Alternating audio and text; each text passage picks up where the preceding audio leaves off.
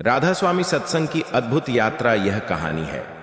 राधा स्वामी सत्संग व्यास के एक समर्पित अनुयायी सुरेश की, जिसका जीवन सत्संग के सिद्धांतों से कैसे रूपांतरित हुआ।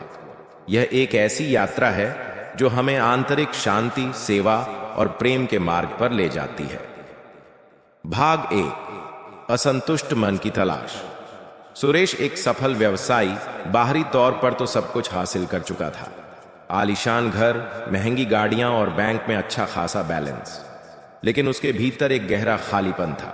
रातें अक्सर अनिद्रा में कटती और दिन तनाव से भरे रहते। वह अपने जीवन के अर्थ को तलाश रहा था, लेकिन कहीं भी उसे संतोष नहीं मिल पा रहा था। उसने कई धार्मिक स्थलों का दौरा किया, योग और ध्यान का अभ्यास भी किया, लेकिन शांति क्षणिक ही रही। एक दिन उसके एक पुराने मित्र रमेश, जो वर्षों से सत्संग से जुड़ा था, उससे मिलने आया। रमेश ने सुरेश के चेहरे पर छाई उदासी को पहचान लिया। उसने संकोच करते हुए सुरेश को व्यास आने का निमंत्रण दिया। सुरेश पहले तो हिचकिचाया, उसे लगा यह भी और सब जैसा ही होगा। लेकिन रमेश के शांत स्वभाव और उसकी आंखों में दिखने वाली अगाध शांति ने उसे सोचने पर मजबूर कर दिया। आखिरकार उसने रमेश का निमंत्रण स्वीकार कर लिया। भाग 2, व्यास की पहली छाप। व्यास पहुंचते ही सुरेश चकित रह गया। हजारों की संख्या में लोग हर आयु वर्ग और पृष्ठभूमि के एक अद्वितीय अनुशासन और शांति के साथ वहां मौजूद थे। विशाल सत्संग भवन, लंगर हॉल, सेवादार, सब कुछ एक व्यवस्थित ढंग से चल रहा था। उसे लगा जैसे वह किसी और ही दुनिया में आ गया हो, जहां प्रेम और सेवा की भावना हर जगह व्याप्त थी। सुरेश ने पहली बार सत्संग में भाग लिया। परमार्थ के वचन, शब्द और नामदान के महत्व पर दिए गए प्रवचन ने उसके मन को गहराई से छुआ। उसे लगा जैसे उसके अंदर का खालीपन धीरे धीरे भरने लगा है। सत्संग के बाद उसने लंगर में प्रसाद ग्रहण किया, जहां हजारों लोग एक साथ बैठकर भोजन कर रहे थे, बिना किसी भेदभाव के। यह अनुभव उसके लिए अद्वितीय था। अगले कुछ दिनों तक वह ब्यास में ही रहा और सेवादारों को सेवा करते हुए देखा। कैसे वे निस्वार्थ भाव से दिन रात काम कर रहे थे। केवल दूसरों की मदद करने की भावना से प्रेरित होकर इस निस्वार्थ सेवा ने सुरेश के हृदय को बहुत प्रभावित किया। उसने स्वयं भी छोटी मोटी सेवाओं में हाथ बटाना शुरू किया। भाग 3, आंतरिक परिवर्तन की शुरुआत। प्यास से लौटने के बाद सुरेश का जीवन धीरे धीरे बदलने लगा। उसने नामदान लिया और भजन सिमरन को अपने दैनिक जीवन का हिस्सा बना लिया। सुबह जल्दी उठकर ध्यान करना और सत्संग के वचनों पर मनन करना उसकी दिनचर्या बन गया। उसके स्वभाव में शांति आने लगी, गुस्सा कम होने लगा और वह पहले से कहीं अधिक धैर्यवान बन गया। व्यवसाय में भी उसे फर्क महसूस हुआ। वह अब केवल लाभ के पीछे नहीं भागता था, बल्कि अपने कर्मचारियों और ग्राहकों के प्रति अधिक संवेदनशील हो गया। उसने अपने जीवन में सादगी अपनाई और दिखावे से दूर रहने लगा। उसके परिवार वाले भी उसके इस परिवर्तन से खुश थे। उसकी पत्नी, जो पहले उसके तनाव से परेशान रहती थी, अब उसके शांत और प्रसन्न चित्त को देखकर प्रसन्न थी। उसने अपने भीतर एक अनूठी शक्ति और संतोष का अनुभव करना शुरू किया। उसे एहसास हुआ कि सच्ची खुशी बाहरी चीजों में नहीं, बल्कि आंतरिक शांति और सेवा में है। उसने अपने जीवन के उद्देश्य को पहचान लिया था। भाग 4, सेवा और समर्पण का मार्ग। सुरेश अब एक सक्रिय सत्संगी बन चुका था। वह नियमित रूप से अपने स्थानीय सत्संग घर जाता, लंगर में सेवा करता और नए जिज्ञासुओं को सत्संग के बारे में बताता। उसने अपने संसाधनों का उपयोग जरूरतमंदों की मदद करने में किया, बिना किसी प्रचार या दिखावे के। एक बार उसके शहर में एक बद्दा प्राकृतिक आपदा आई। सुरेश ने बिना किसी देरी के राहत कार्यों में अपनी पूरी शक्ति लगा दी। उसने स्वयं सेवक जुटाए, भोजन और अन्य आवश्यक सामग्री एकत्र की और उन्हें प्रभावित लोगों तक पहुंचाया। उसकी निष्ठा और निस्वार्थ सेवा ने कई लोगों को प्रेरित किया। उसका जीवन अब केवल उसके अपने लिए नहीं था, बल्कि दूसरों की भलाई के लिए समर्पित हो गया था। उसे एहसास हुआ कि सत्संग केवल एक धार्मिक संप्रदाय नहीं, बल्कि जीने का एक तरीका है, प्रेम, सेवा, विनम्रता और आंतरिक शांति का मार्ग। सुरेश की यह यात्रा इस बात का प्रमाण थी कि यदि कोई व्यक्ति सच्चे हृदय से आंतरिक शांति की तलाश करे और सत्संग के सिद्धांतों को अपने जीवन में अपनाए, तो उसका जीवन पूरी तरह से रूपांतरित हो सकता है। वह अब एक असंतुष्ट व्यवसाय नहीं था, बल्कि एक ऐसा व्यक्ति था जिसने अपने जीवन का सच्चा अर्थ पा लिया था। राधा स्वामी के चरणों में प्रेम और सेवा के माध्यम से रूहानी सफर का आगाज यह साखी राधा स्वामी सत्संग के एक नौजवान अनुयायी अमन की है, जो शहर की भागदौड़ भरी जिंदगी में सुकून की तलाश में था। उसकी यात्रा हमें सिखाती है कि कैसे बाहरी दिखावे से दूर सच्ची शांति हमारे अंदर ही बसती है, और गुरु की मेहर हमें उस रास्ते पर चलाती है। भाग एक भटकाव और बेचैनी अमन एक सॉफ्टवेयर इंजीनियर अच्छी खासी तनख्वाह और एक आरामदायक जीवन जी रहा था। दोस्तों के साथ घूमना, पार्टियां करना और सोशल मीडिया पर अपनी जिंदगी को दिखाना, यही उसकी दुनिया थी। लेकिन इन सब के बावजूद उसके अंदर एक अजीब सी बेचैनी थी। रात को नींद ठीक से नहीं आती, दिन में काम में मन नहीं लगता। उसे लगता था जैसे कुछ कमी है, लेकिन क्या है यह समझ नहीं आता था। उसने मंदिर, मस्जिद, चर्च हर जगह माथा टेका, लेकिन कहीं भी उसे वो सुकून नहीं मिला जिसकी उसे तलाश थी। कभी कभी तो उसे लगता कि शायद यह सब बेकार है और सच्ची खुशी सिर्फ पैसा और ऐशो आराम में ही है। लेकिन यह सोच भी उसे ज्यादा देर तक शांति नहीं दे पाती थी। एक दिन उसके कॉलेज का एक पुराना दोस्त नवीन उससे मिलने आया। नवीन पहले बहुत चंचल स्वभाव का था, लेकिन अब उसके चेहरे पर एक अजीब सी शांति और सुकून दिख रहा था। अमन ने नवीन से पूछा, यार तू इतना शांत कैसे हो गया? मुझे तो देख अंदर से कितना परेशान हूं। नवीन मुस्कुराया और बोला, अमन, यह सब गुरु की मेहर है। मैंने राधा स्वामी सत्संग को अपनाया है। अमन ने पहले तो अनसुना कर दिया। उसे लगा यह भी कोई आम धार्मिक बात होगी, लेकिन नवीन की आंखों में जो चमक और उसके चेहरे पर जो संतोष था, उसने अमन को सोचने पर मजबूर कर दिया। नवीन ने उसे ब्यास में होने वाले एक सत्संग में आने का न्योता दिया। अमन ने कुछ देर सोचा और फिर तय किया कि एक बार जाकर देखता हूं। भाग दो। पहली पहचान और आंतरिक पुकार अमन नवीन के साथ व्यास पहुंचा। वहां का वातावरण देखकर वह हैरान रह गया। हजारों की संख्या में लोग शांत और व्यवस्थित तरीके से बैठे थे। कोई शोर नहीं, कोई दिखावा नहीं। चारों तरफ एक अलग ही ऊर्जा थी जिसे अमन ने पहले कभी महसूस नहीं किया था। सत्संग शुरू हुआ। महात्मा जी के पवित्र वचन उसके कानों में पड़े।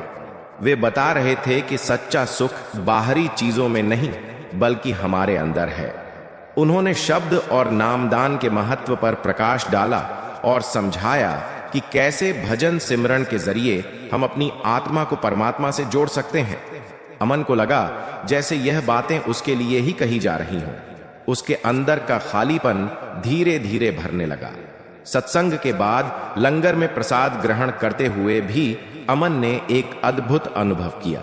हजारों लोग एक साथ एक पंक्ति में बैठकर भोजन कर रहे थे, बिना किसी भेदभाव के। वहां सभी बराबर थे। सेवादार निस्वार्थ भाव से सेवा कर रहे थे। अमन ने देखा कि उनके चेहरों पर कैसी खुशी और संतोष था।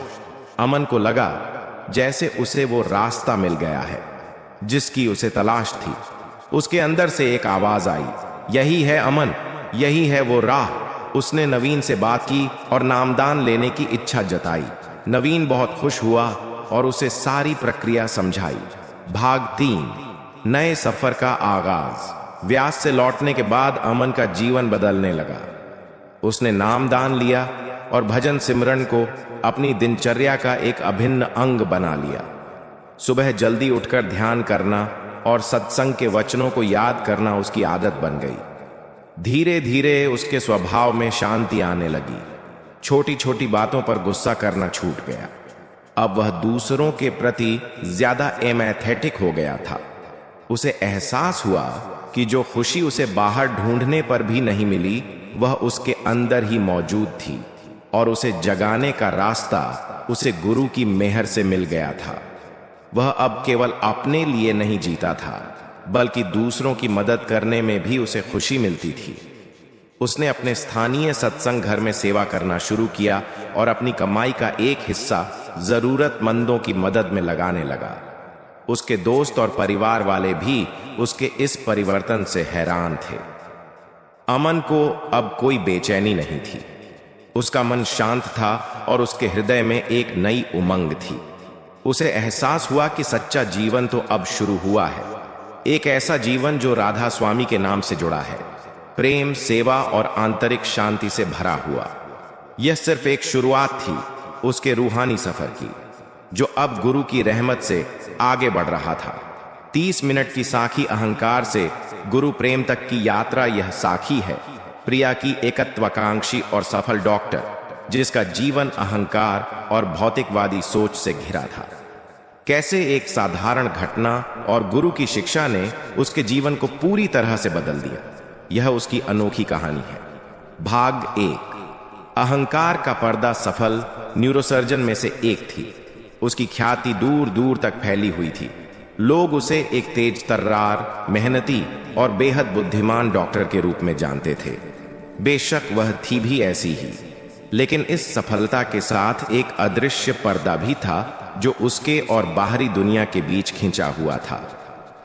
अहंकार का पर्दा। उसे लगता था कि उसने जो कुछ भी हासिल किया है अपनी मेहनत और अपनी बुद्धिमत्ता से किया है। वह अक्सर दूसरों को नीचा देखती थी, खासकर उन्हें जो उसके जितनी सफल नहीं थे। धर्म और आध्यात्मिकता में उसकी कोई खास रुचि नहीं थी। उसे लगता था कि यह सब कमजोर लोगों का काम है जो जीवन की कठिनाइयों का सामना नहीं कर सकते। वह अपनी पढ़ाई और काम में इतनी मग्न रहती थी कि उसे कभी इन बातों पर ध्यान देने का समय ही नहीं मिला। उसके लिए जीवन का अर्थ बस आगे बढ़ना और ज्यादा हासिल करना था।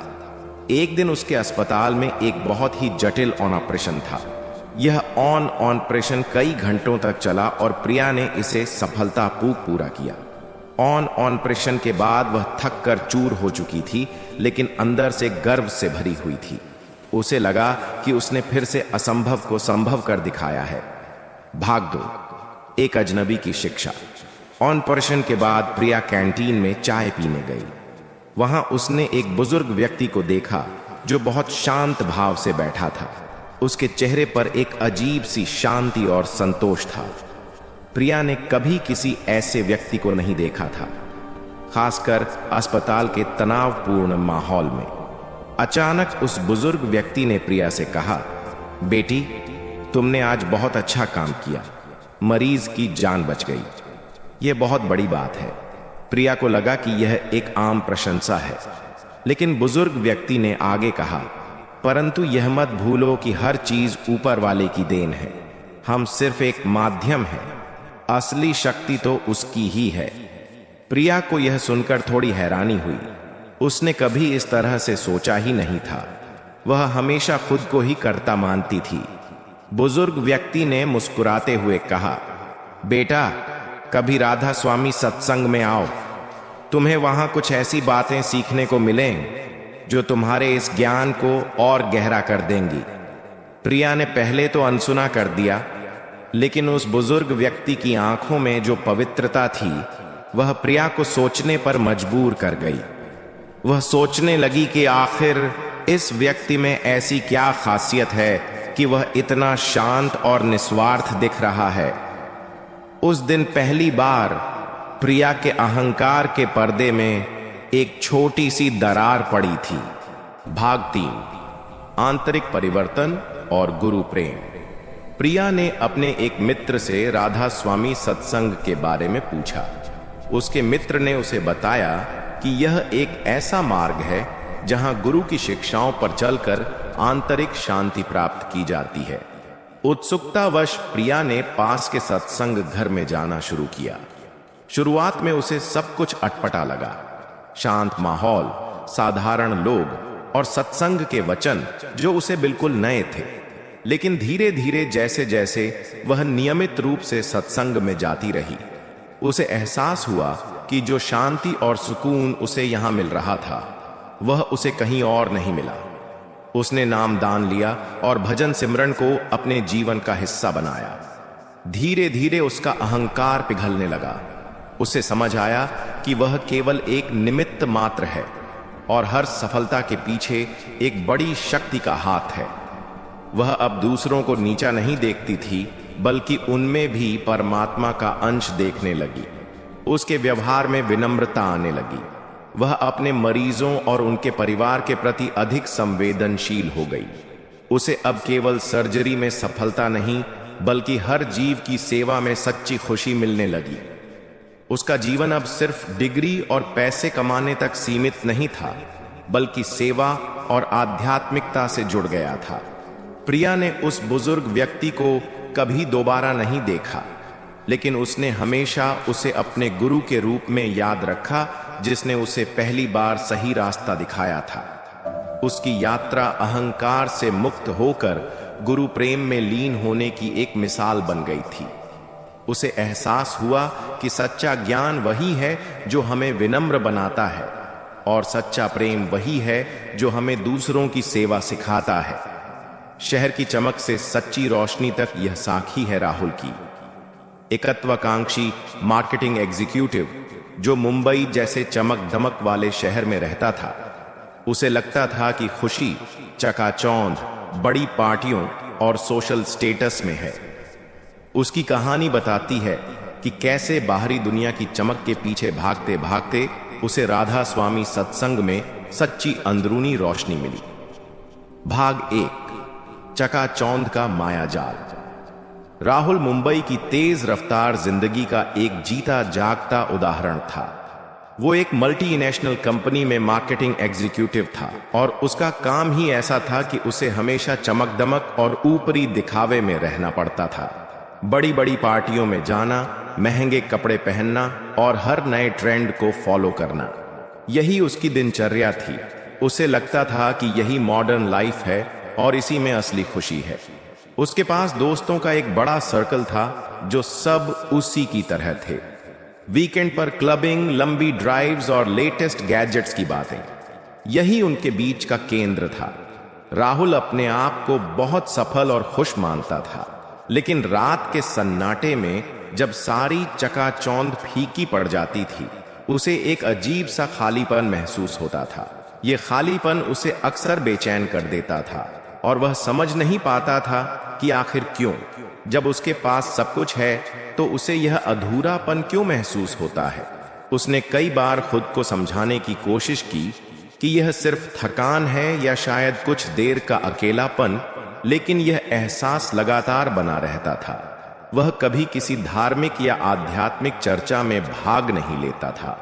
उसे लगता था कि यह सब पुराने जमाने की बातें हैं और उसका इन सब से कोई लेना देना नहीं है।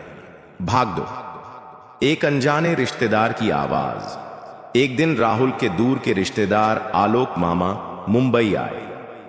आलोक मामा एक बहुत ही शांत और सरल स्वभाव के व्यक्ति थे, और राहुल ने उन्हें कई सालों से नहीं देखा था। आलोक मामा मुंबई आए थे एक सत्संग कार्यक्रम में भाग लेने के लिए। उन्होंने राहुल से भी साथ चलने का अनुरोध किया। राहुल ने पहले तो टालने की कोशिश की। उसे लगा कि यह उसका टाइम वेस्ट होगा, लेकिन आलोक मामा ने बहुत प्यार से समझाया, राहुल एक बार चलकर देख लो, अगर अच्छा ना लगे तो मत आना।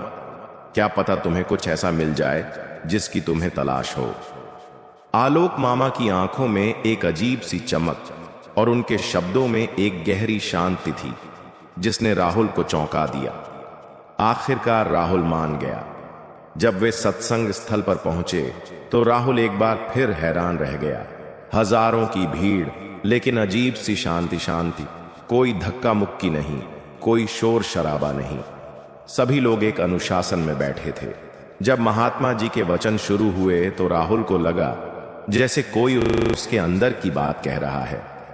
वे बता रहे थे कि बाहरी चमक दमक सिर्फ क्षणिक है और सच्ची खुशी हमारे अंदर के शांत कोने में छिपी है।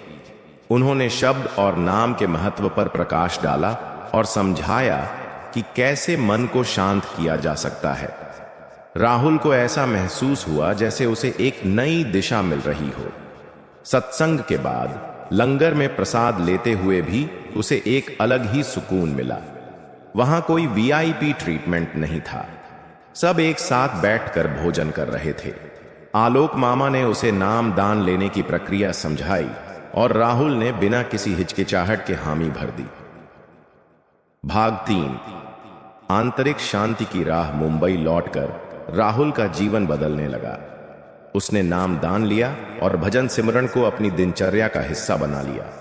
सुबह जल्दी उठकर ध्यान करना और सत्संग के वचनों पर मनन करना उसकी प्राथमिकता बन गई। धीरे धीरे उसने अपने खाली समय को पार्टियों और क्लबिंग में बर्बाद करने की बजाय सत्संग में सेवा करने में लगाना शुरू किया। उसके स्वभाव में शांति आने लगी। अब उसे छोटी छोटी बातों पर गुस्सा नहीं आता था और वह लोगों से अधिक धैर्य से पेश आने लगा। उसे एहसास हुआ कि सच्ची खुशी महंगी गाड़ियों या फैंसी लाइफस्टाइल में नहीं, बल्कि मन की शांति और दूसरों की सेवा में है। उसने अपने दोस्तों को भी सत्संग के बारे में बताया और कुछ ने तो उसकी राह पर चलना भी शुरू कर दिया। राहुल ने अपने काम में भी अधिक ईमानदारी और समर्पण दिखाया। बाबा जी और हुजूर महाराज जी की प्यारी संगत जी, राधा स्वामी जी, संगत जी, कभी आपने महसूस किया है कि सत्संगी लोग 5 नामों के बारे में खुलकर बात नहीं करते? घर के बच्चे भी उत्सुकता से पूछ बैठते हैं, आखिर वह 5 नाम क्या है जो बाबा जी ने जपने के लिए दिए हैं?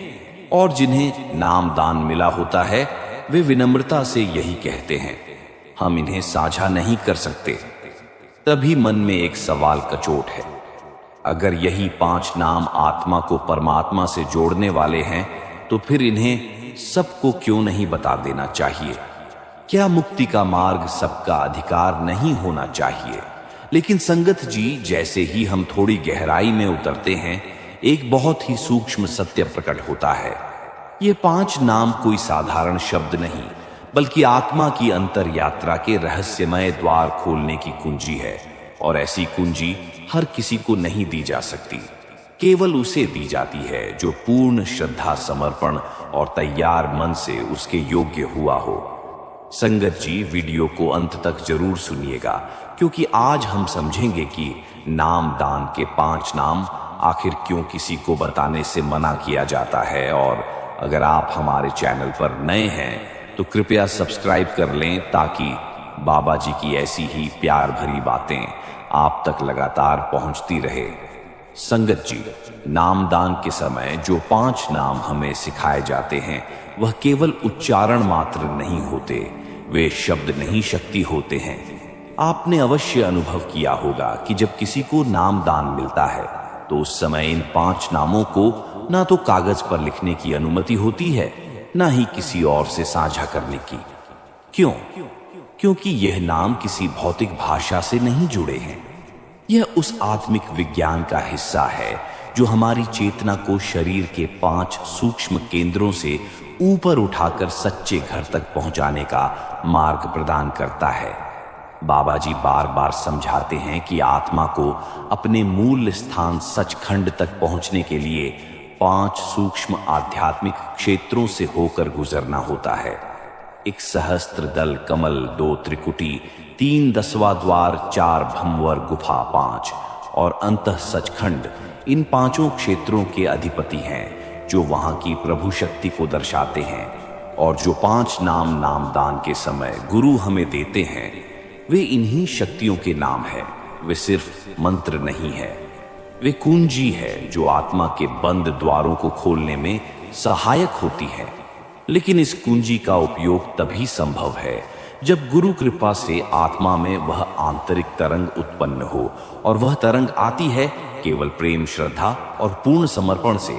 संतों ने इसे बहुत सुंदर ढंग से कहा है, शब्द सांचा, सुरती नाल संजोग बिन गुरु, पाई न लागे लोग, शब्द मूर्त शब्द ही सांचा शब्द, बिना सब झूठा कांचा। अर्थात यह शब्द नाम तभी फल देता है जब उसकी संगति सुरति आत्मा की चेतना से हो, और बिना गुरु के वह सच्चा योग बन ही नहीं सकता।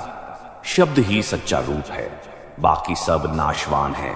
संगत जी, यही कारण है कि इन 5 नामों को साझा नहीं किया जाता, क्योंकि यह गोपनीय नहीं, पवित्र है। जैसे कोई तिजोरी की चाबी किसी अजनबी को नहीं देता, वैसे ही आत्मा के परम रहस्य की चाबी उसी को दी जाती है जो उसके लिए पात्र हो, तैयार हो और तलाश में हो। संगत जी, यह प्रश्न मन में स्वाभाविक रूप से उठता है कि अगर 5 नाम आत्मा को मुक्ति देने वाले हैं, तो फिर उन्हें हर किसी को क्यों नहीं बताया जाता। लेकिन इस प्रश्न का उत्तर तब मिलता है जब हम समझते हैं कि एक पूर्ण संत सद्गुरु का आगमन सामान्य नहीं होता। वह किसी देश या काल विशेष के लिए नहीं, बल्कि विशेष आत्माओं की मुक्ति के लिए होता है। जैसे किसी चरवाहे को अपने बिछड़े हुए पशुओं की पहचान होती है, वैसे ही पूर्ण संत उन आत्माओं को पहचानते हैं जिन्हें उन्हें अपने साथ सचखंड ले जाना होता है। उन्होंने पहले से ही यह जिम्मेदारी ली होती है और वे जानते हैं कि कौन उस बुलावे के योग्य है, कौन अपने अंदर वह प्यास, वह समर्पण, वह श्रद्धा लेकर आया है जो नाम की कीमत को समझ सकेगा। आपने कई बार साखियों या सत्संगियों के अनुभवों में सुना होगा कि किसी ने व्यास जाने की पूरी तैयारी की, टिकट भी बुक हो गया, लेकिन एंड वक्त पर कुछ ऐसा हुआ कि यात्रा रुक गई। कई लोग नामदान के लिए आवेदन करते हैं, लेकिन सबको नाम नहीं मिलता। क्यों? क्योंकि यह मनुष्य की इच्छा से नहीं, मालिक की मौत से होता है। बाबा जी ने कई बार सत्संगों में स्पष्ट किया है कि नामदान तभी मिलता है जब आत्मा तैयार होती है। आत्मा की यह तैयारी किसी एक जन्म की नहीं, कई जन्मों की साधना, खोज और भीतर की पुकार का परिणाम होती है। संतों ने बहुत ही सूक्ष्म भाव में इसे यूं कहा है, हरि जैसा संत नहीं को, संत बिना हरि मिलना नहीं हो, जब जीव होए भव थाकाता, और संत कह प्रभु राका। अर्थात जैसे ही आत्मा संसार की दौड़ भाग से थक जाती है, तब प्रभु उसे संत की शरण में ले आते हैं। लेकिन यह तभी होता है जब भीतर से आत्मा पुकारे, खोजे और समर्पण के लिए तैयार हो। बाबा जी अक्सर कहते हैं, पहले पात्र बनो, फिर नाम की शक्ति को ग्रहण करो। जब तक मन भटकता है, तब तक नाम सिर्फ शब्द है। जब मन समर्पित होता है, तब वही शब्द आत्मा की नौका बन जाते हैं। संगत जी, जैसे बीज को अंकुरित होने के लिए उपजाऊ भूमि चाहिए, वैसे ही नाम को टिकने और फल देने के लिए निर्मल, शांत और समर्पित मन चाहिए। अगर मन संदेह, अहंकार और केवल जिज्ञासा से भरा हो, तो वहां नाम की गहराई नहीं उतरती। इसलिए 5 नाम हर किसी को नहीं बताए जाते, क्योंकि यह कोई साधारण ज्ञान नहीं, प्रभु की विशेष कृपा का प्रसाद है, जो सिर्फ उस पात्र को मिलता है जो उसकी कदर जानता है और जो उसे जीवन का केंद्र बनाने को तैयार हो। संगत जी, जैसे अगर किसी बच्चे के हाथ में हीरा दे दिया जाए, तो वह उसकी कीमत न समझकर उसे मिट्टी में फेंक सकता है। वैसे ही अगर आत्मिक शक्ति से भरपूर 5 नाम किसी ऐसे व्यक्ति को बता दिए जाए जो न तो उसके महत्व को समझता है, न ही उसकी मर्यादा रखता है, तो वह न केवल उसका अपमान कर सकता है, बल्कि उस शक्ति को तुच्छ मानकर उपहास का विषय भी बना सकता है। यह शब्द कोई सामान्य भाषा नहीं है, यह तो शब्द धुन तक पहुंचने की कुंजी है, जिन्हें लेकर आत्मा भीतर के द्वार पार करती है। अगर इन पवित्र नामों को केवल शब्द समझकर दोहराया जाए या किसी मजाक या आलोचना का विषय बनाया जाए, तो वह आत्मा के लिए हानिकारक बन सकता है। बाबा जी अक्सर हमें समझाते हैं, नाम का उपभास आत्मा को नीचे खींचता है, इसलिए नाम को गुप्त रखो, सम्मान दो और श्रद्धा से जपो, क्योंकि नाम कोई साधारण जप नहीं, बल्कि गुरु की देन, मालिक की कृपा का प्रसाद है। और इस प्रसाद को अगर अपवित्र मन, अहंकार या तर्क की कसौटी पर रख दिया जाए, तो उसका तेज लुप्त हो सकता है। संत कबीर साहिब ने बहुत गहराई से कहा, गुरु दीक्षा तो लेत है, पर नाम को ना जान भाव, बिना जो जप करे सो तो करे। अपमान नाम को केवल जपने का विषय नहीं बनाना है, बल्कि जीवन में उस भाव को उतारना है जो गुरु की कृपा से हमारे भीतर जागता है।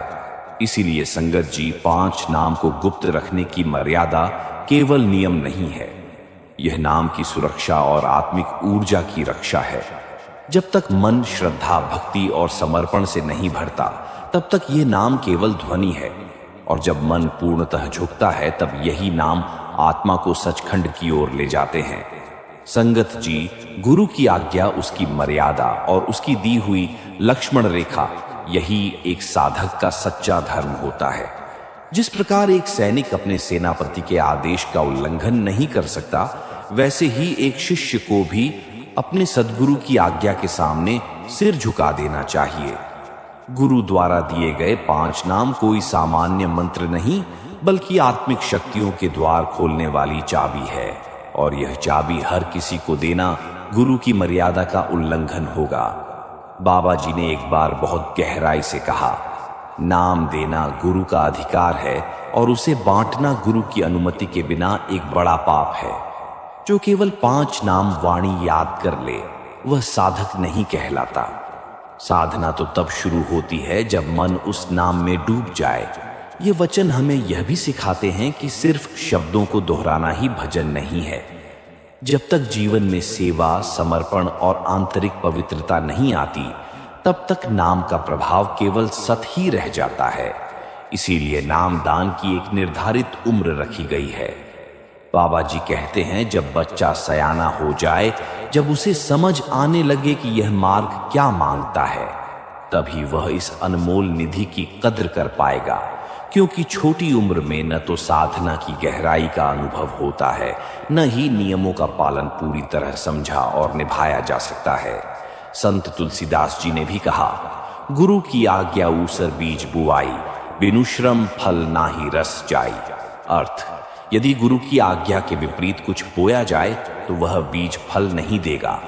इसलिए संगत जी, हमें सदैव यह समझना चाहिए कि गुरु की दी हुई चीज उन्हीं की मर्यादा में रहे तो जीवन बदलती है, अन्यथा वह केवल एक अधूरी जानकारी बनकर रह जाती है।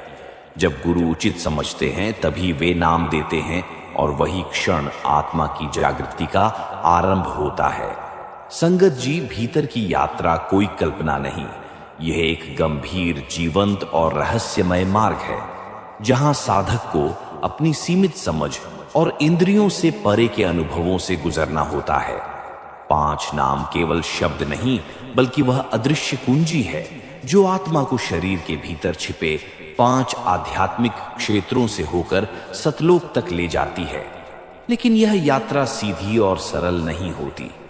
जब आत्मा बाहर से हटकर भीतर की ओर मुड़ती है, तो उसे केवल प्रकाश नहीं, अंधकार, केवल संगीत नहीं, मायावी विकर्षण और केवल शांति नहीं, भीतर के भ्रम भी मिलते हैं। बाबा जी ने बार बार कहा है, बिना मार्गदर्शक के गहराई में जाना आत्मघात है। यदि कोई साधक 5 नाम को केवल शब्द समझकर बिना गुरु की कृपा लिए उसे जपना शुरू कर दे, तो उसे मार्ग में भ्रम, भय और माया की शक्तियों से सामना करना पड़ सकता है। वहां मन की पकड़ और शक्तियां इतनी सूक्ष्म होती है कि एक पल की चूक आत्मा को बहुत पीछे धकेल सकती है। इसलिए ही संतों ने कहा है, गुरु बिनु कौन बतावे बात, अंधे केरे हाथ बटेर, अर्थ बिना गुरु के मार्ग कौन बताएं। यह तो अंधे के हाथ में बटेर पकड़ाने जैसा है। गुरु न केवल नाम प्रदान करते हैं, बल्कि भीतर की यात्रा में आत्मा की रक्षा कवच भी बनते हैं। जब साधक ध्यान में उतरता है और 5 नाम के सहारे भीतर बढ़ता है, तब गुरु की कृपा अदृश्य रूप में उसके साथ चलती है, उसे मार्ग दिखाती है, भ्रमों से बचाती है और हर पड़ाव पर हिम्मत देती है। बाबा जी समझाते हैं, नाम तो आत्मा की नाव है, पर उसकी पतवार गुरु के हाथ में ही होनी चाहिए, तभी यह नाव मंजिल तक पहुंचती है। इसलिए संगत जी, यह जानना अत्यंत आवश्यक है कि नाम केवल तभी प्रभावी होता है जब वह गुरु की आज्ञा, कृपा और सुरक्षा के साथ दिया गया हो। संगत जी, हम जब 5 नाम की बात करते हैं तो अक्सर उन्हें केवल कुछ विशेष शब्दों के रूप में देखने की भूल कर बैठते हैं। लेकिन सच यह है कि यह 5 नाम कोई सामान्य मंत्र या वाक्य नहीं है। यह आध्यात्मिक ऊर्जा की तरंगे हैं, जिनकी प्रकृति स्थूल नहीं बल्कि अत्यंत सूक्ष्म और चेतनात्मक होती है। इन्हें केवल जुबान से दोहराने से कुछ नहीं होता, बल्कि इन्हें आत्मा से अनुभव किया जाता है। बाबा जी ने एक सत्संग में बहुत सुंदर तरीके से समझाया था कि यह 5 नाम वह जीवन स्वर है जो आत्मा को उसके मूल स्रोत से जोड़ते हैं। जब साधक की सूरत इन नामों में टिक जाती है, तब भीतर से शब्द की धुन सुनाई देती है और वह धुन ही आत्मा की असली पहचान बन जाती है।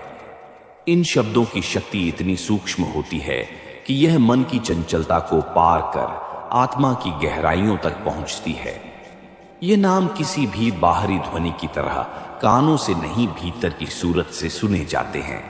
आत्मा की सुनने की शक्ति जब जागती है, तब यह ध्वनियां प्रकट होती हैं।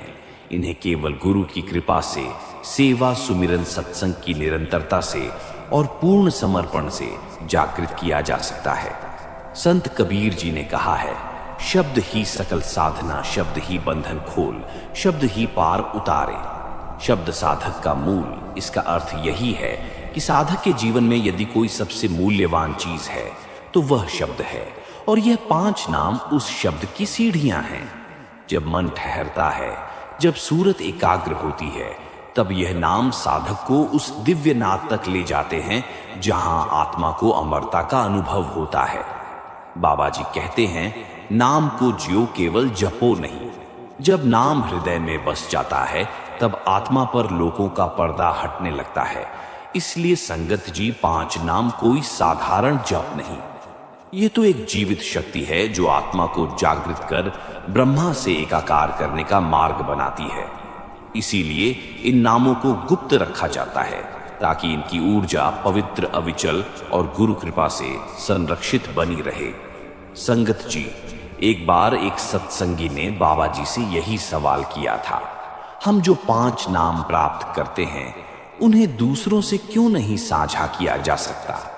बाबा जी ने उसे बहुत ही सुंदर और सरल उदाहरण से समझाया। उन्होंने कहा, जैसे हम अपने कीमती धन, आभूषण और अन्य मूल्यवान वस्तुओं को तिजोरी या लॉकर में छुपा कर रखते हैं ताकि उनकी सुरक्षा हो, वैसे ही यह 5 नाम भी अत्यंत कीमती हैं। यदि इन्हें खुलेआम बिना किसी आवश्यकता या समझ के बांट दिया जाए तो उनकी मूल्यवत्ता समाप्त हो जाती है। बाबा जी का कहना था कि यह नाम न केवल शब्द है, बल्कि एक जीवित शक्ति है जो सिर्फ शिष्य की आत्मा को जागृत करने के लिए है। जब तक हम इन्हें गुरु के आशीर्वाद के साथ अपने भीतर पूरी श्रद्धा और समर्पण से धारण नहीं करते, तब तक इनकी असली महिमा समझ में नहीं आती। इसलिए इन नामों को अनावश्यक रूप से दूसरों से साझा करना केवल उनकी ऊर्जा को व्यर्थ कर देता है। इसके बाद बाबा जी ने एक और उदाहरण दिया। मान लीजिए आप एक रोटी खाते हैं, क्या उसे उलटकर फिर से किसी और के साथ साझा करने से आपके शरीर को ताकत मिलेगी? ये बहुत गहरा सवाल था। जैसे रोटी को पूरी तरह से पचाकर और शरीर में समाहित करके ही हम उसे अपना हिस्सा बना सकते हैं, ठीक उसी तरह 5 नाम को भी हमें पूरी श्रद्धा और समर्पण से अपने भीतर समाहित करना चाहिए। केवल इस तरह ही हम इन नामों की शक्ति को अनुभव कर सकते हैं। जब तक हम इसे बाहरी दुनिया में बिखेरते रहेंगे, तब तक यह हमारी आत्मा में स्थिर नहीं हो पाएगा। इसलिए बाबा जी हमेशा कहते थे कि अपने आध्यात्मिक ज्ञान और अनुभव को सबसे पहले अपने भीतर हजम करो, तभी वह दूसरों के लिए भी वास्तविक रूप से उपयोगी बन सकता है। जैसे शरीर के अंदर ऊर्जा को संग्रहित कर उसे शक्ति में बदलते हैं, वैसे ही नाम को अपने हृदय में समाहित करना अत्यंत आवश्यक है। नाम को बाहर बांटने की बजाय उसे अपने भीतर सहज कर रखने से ही हम उसकी असली शक्ति को महसूस कर सकते हैं। संत कबीर जी ने भी कहा है, नाम जपो, मन को साधो, सच्चे रूप में भक्ति करो। जो मन से जुड़ा है वही प्रभु से मिलता है। संगत जी, यह नाम कोई साधारण शब्द नहीं है। यह जीवन की यात्रा के लिए परम शक्ति है, जो केवल तब प्रकट होती है जब हम इसे पूरी श्रद्धा और समर्पण से अपनाते हैं। संगत जी, बाबा जी अक्सर अपने उपदेशों में कहते थे, नाम एक अमृत है। यह केवल उस पात्र को दिया जाता है जो विनम्रता से उसे ग्रहण कर सके। नाम कोई जादू नहीं, यह प्रेम की परीक्षा है।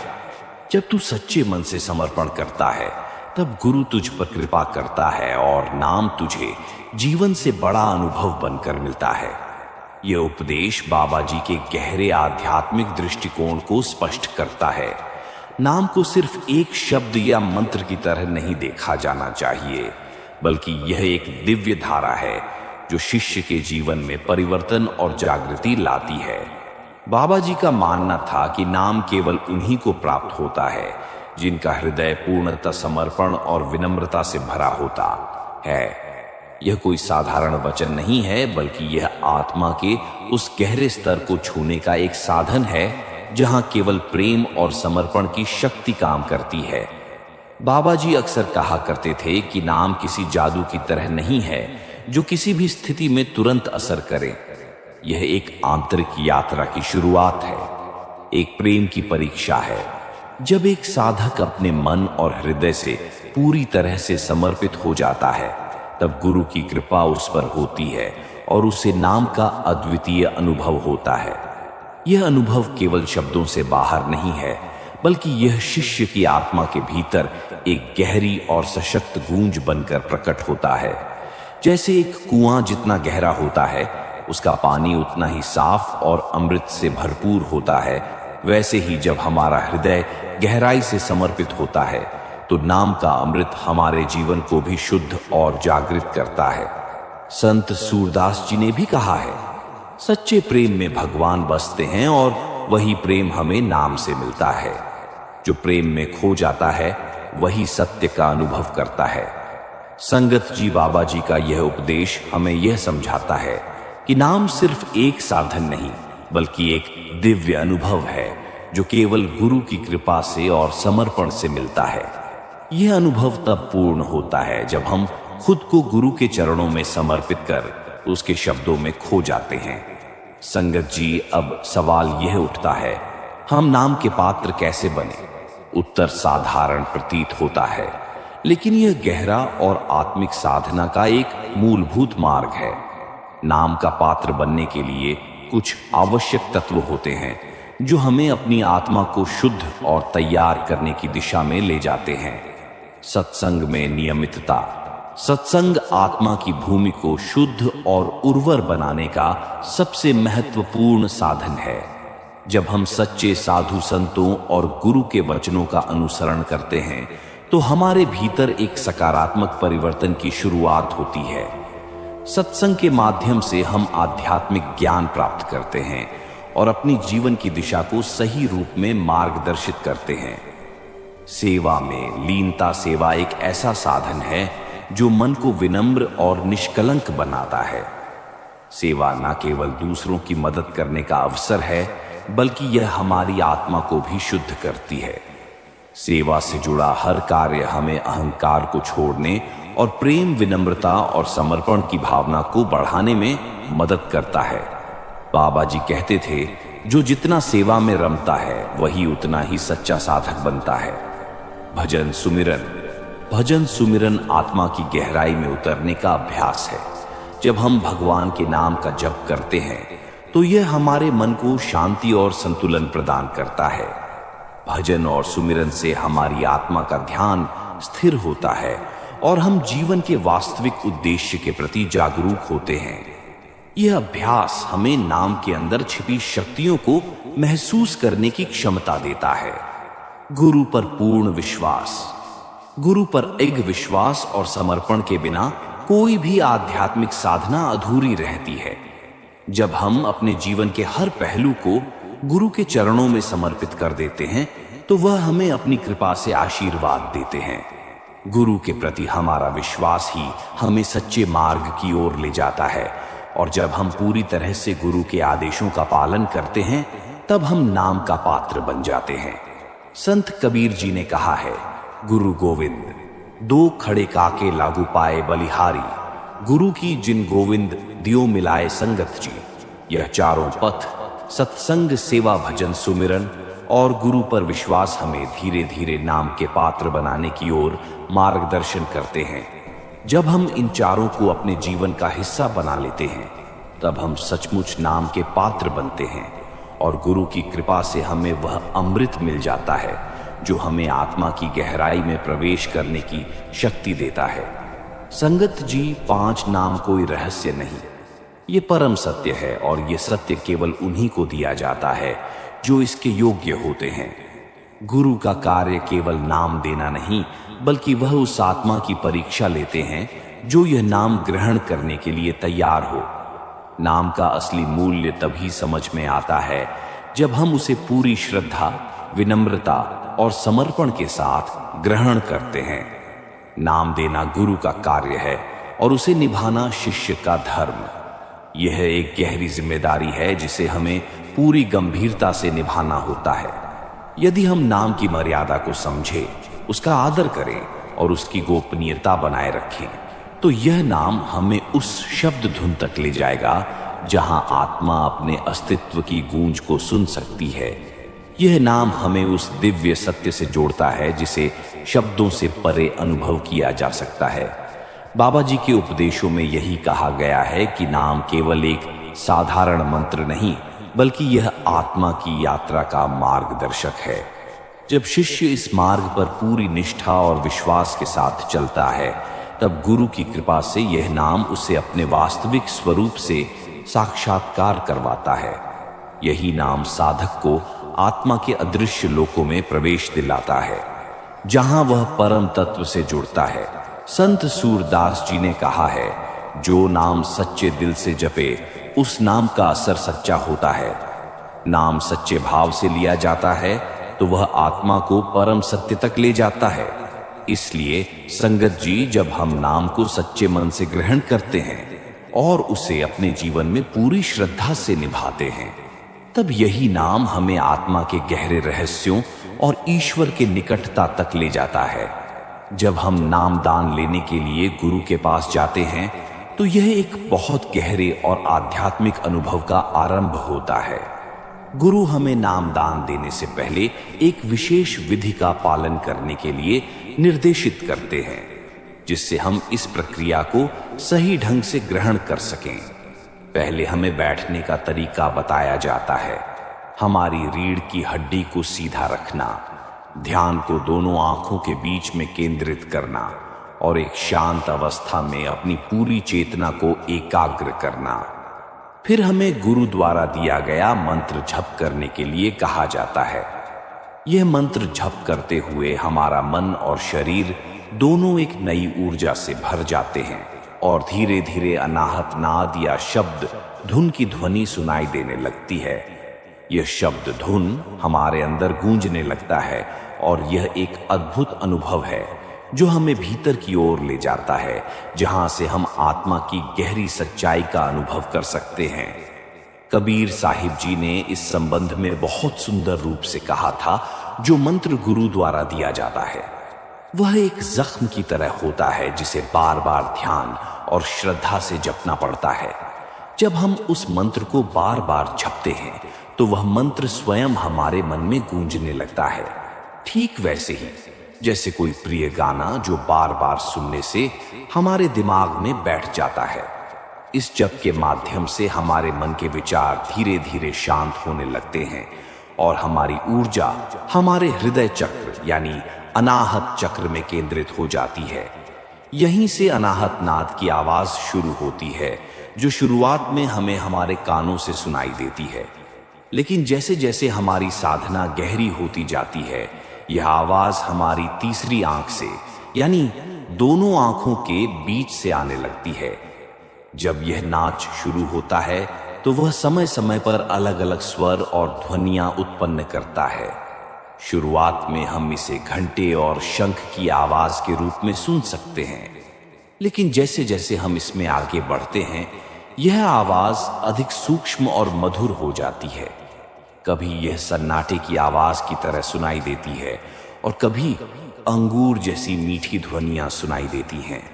अब अगर हम इस प्रक्रिया को समझें तो हम पाते हैं कि नामदान का मंत्र एक बेहद शक्तिशाली साधना है जो हमें जीवन के गहरे रहस्यों तक पहुंचने में मदद करता है।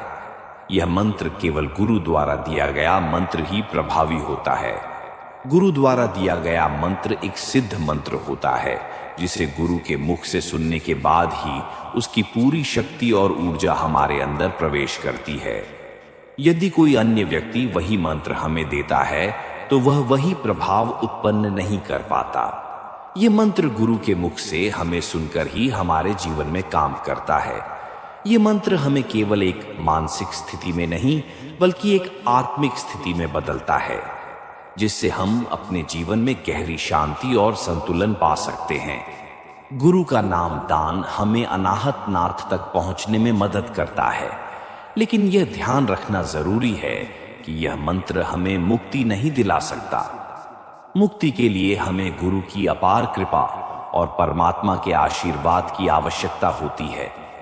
नामदान का मुख्य उद्देश्य हमारे भीतर के विचारों को शून्य करना और हमारी ऊर्जा को सही दिशा में केंद्रित करना है ताकि हम आत्मा के सच्चे स्वरूप तक पहुंच सके। इसलिए जब हम नामदान प्राप्त करते हैं तो हमें यह समझना चाहिए कि यह मंत्र हमें हमारी आत्मिक यात्रा में एक मार्गदर्शक के रूप में सहारा देता है। लेकिन असली मुक्ति केवल गुरु की कृपा से ही संभव है। यही कारण है कि गुरु अपने शिष्य को इस मंत्र को दूसरों से साझा करने के लिए नहीं कहते। जब तक यह मंत्र गुरु के मुख से हम तक पहुंचता है तब तक ही उसकी शक्ति सक्रिय रहती है। संगत जी, इस वीडियो को अंत तक सुनने के लिए आपका दिल से धन्यवाद। अगर आपको यह वीडियो पसंद आया हो तो कृपया इसे अपने सत्संगी भाइयों और बहनों के साथ जरूर शेयर करें। साथ ही अगर आपने चैनल को सब्सक्राइब नहीं किया है तो सब्सक्राइब करें, लाइक करें और हमारे साथ जुड़े। हमें आपकी प्रतिक्रिया का इंतजार रहेगा। बाबा जी की कृपा हमेशा आप पर बनी रहे। राधा स्वामी जी।